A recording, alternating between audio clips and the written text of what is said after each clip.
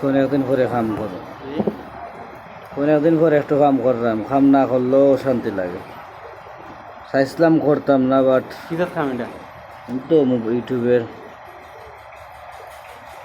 বাধ্য ইয়া করতে হইতেছে, এর কারণে হইলে গিয়া ভালো লাগে না কাম না করলে।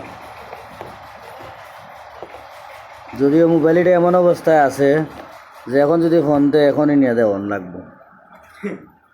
তখন চাইছিলাম না যে এর ভিতরে মানে এত কাহিনী করতাম আর কি, যে ইয়েগুলার লগ ইন করা তো অনেক কাহিনীর ব্যাপার। মোবাইল আনতেন নি বিদেশ থেকে?